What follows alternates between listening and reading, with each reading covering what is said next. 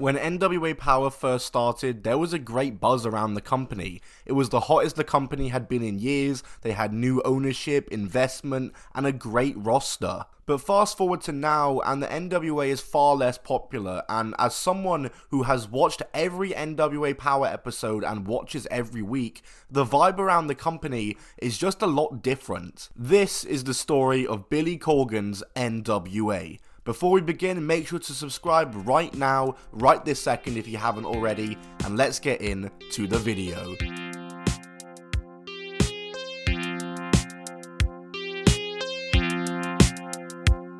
Billy Corgan has been involved with pro wrestling for actually a while now. It's been well over a decade that he has been a professional wrestling promoter. His first bit of experience came in 2011 when he formed the Chicago-based independent wrestling promotion Resistance Pro Wrestling. And there were some decent people on these shows, a lot of people who are on the NWA today. People like Harry Smith, Rhino, the Rock and Roll Express, Robert Anthony, Colt Cabana, Teddy Hart were all wrestlers who at one point wrestled for the promotion. In March 2014, it was reported that Corgan was in discussions with AMC to get an unscripted reality series about Resistance Pro to begin airing. It would be a show that would just go behind the scenes with the promotion, a documentary style show, and it was given the green light by AMC at one point actually. However, nothing was ever made as the show was cancelled and Billy Corgan departed from Resistance Pro Wrestling in 2014. Then in April of 2015, he would become the new senior producer of creative and talent development for TNA Wrestling. And then the next year in August of 2016, he took over as TNA's new president.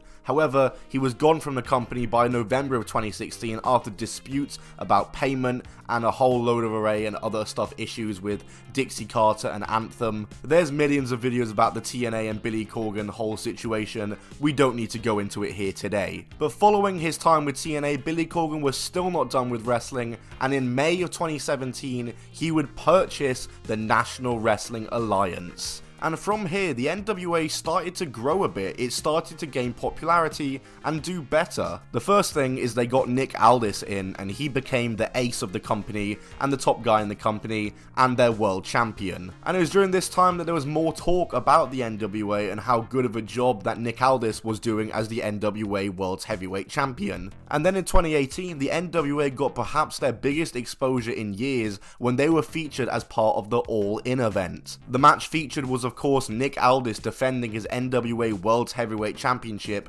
against Cody Rhodes in what was one of the most anticipated matches and one of the best matches on the All-In card, obviously with Cody Rhodes going over and winning the NWA World's Heavyweight Championship in a big moment. However, following this, there was a bit of a cool down period for the NWA, mainly due to the fact they didn't really have a TV product at the time and were mainly running on live events and pay-per-view. And when Nick Aldis won the NWA World Heavyweight Championship back from Cody Rhodes 3 months later, the NWA needed to figure out their next step. And that is when NWA Powerrr would begin in 2019. A weekly show airing on YouTube with the likes of Nick Aldis, Eddie Kingston, Colt Cabana, Ricky Starks, Homicide, Allison Kay, Thunder Rosa, The Rock and Roll Express, Camille, Tom Latimer, Trevor Murdoch, Tasha Steelz, ODB, and many, many more, all a part of it. And of course, Jim Cornette on commentary. And when the first episode of NWA Powerrr was released, it aired to critical acclaim. The Rock himself took to Twitter to congratulate Jim Cornette and the NWA for a successful first episode of NWA Powerrr. And I have to say, man, this era of NWA Powerrr was really special. There was something in the air for it. Every week was exciting. The crowd were pumped to be there. The wrestlers seemed excited about it. It was a really cool project and a lot of people's first introduction to TV studio wrestling. However, early on to NWA's days, there was a bit of controversy. Of course, there was the Jim Cornette controversy when he made the joke about Trevor Murdoch on commentary and resigned from the NWA shortly thereafter. However, it didn't hurt the company in the long run. What did hurt the company in the long run was the pandemic, and ever since the NWA has returned from the pandemic in 2021, the company has simply just not felt the same.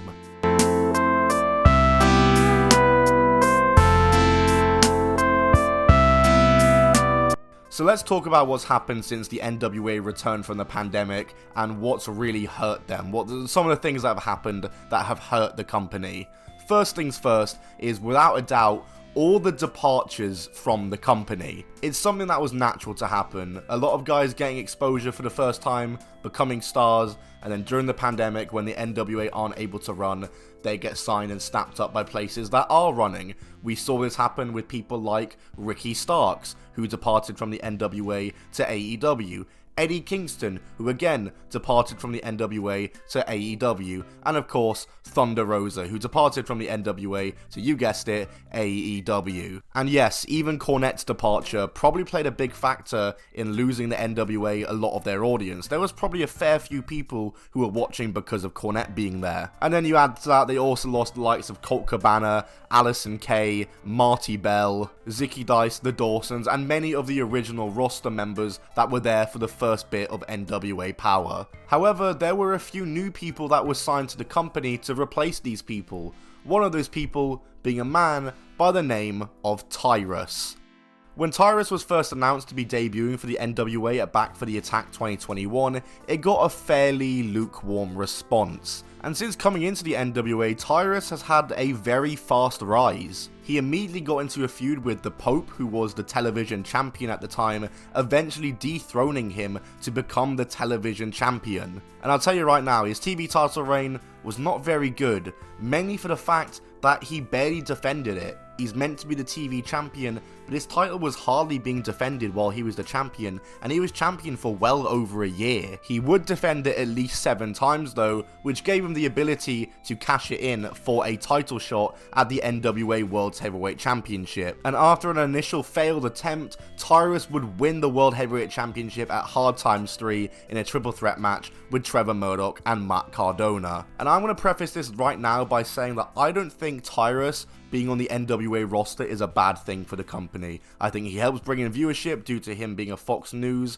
analyst and commentator and things like that. He helps bring in that viewership. However, I do have a problem with him being the world champion because the guy simply just isn't good in the ring. He's been champion for nearly 200 days now and hasn't really had the body of work to show for it in his title defenses. Fair enough, he gets a good reaction, and fair enough, he might help viewership, but the guy is just not a good ring worker, and if you look at social media anytime there's an NWA pay-per-view, he's getting clowned on, and the company are getting clowned on for allowing him to be their world champion. It's just simply not a great look for them. But I think perhaps the biggest thing that hurt the NWA was the fact they lost Nick Aldis.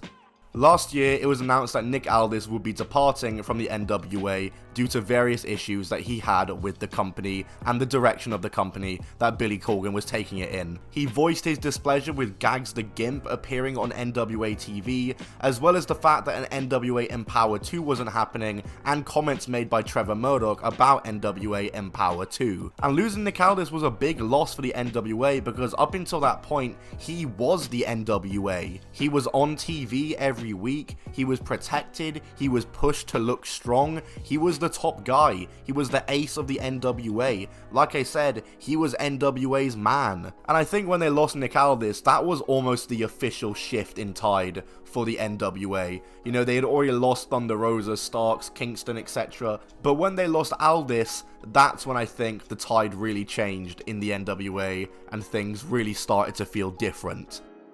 But yeah, that's how I feel about how the NWA has kind of fallen off since the start of NWA Powerrr. But like I said, I watch NWA Powerrr every week, so how about a few of the things that I like about the company? They get clowned on a fair bit for having like an SVR 2008 roster, but I actually really like that about the NWA. I like being able to see Trevor Murdoch and Chris Masters and Rodney Mack and all these other former WWE stars, Aaron Stevens of course. And throughout the NWA's history, there's been some cool former TNA people on there as well. Tom Latimer is of course on there. James Storm was on there at one point too. He was a great wrestler for the NWA. And without a doubt, the best part of the NWA is the women's division. the women's division has never really fallen off for the NWA. While they did lose Thunder Rosa, they've really built a big star that they have in Camille, who has been the women's champion for nearly 2 years now. Kenzie Page is also a brilliant up-and-coming star, the current and inaugural NWA Women's TV Champion. She's also in a team with Ella Envy called the Pretty Empowered, and they are also a brilliant team. And then of course you've also got Allison Kay,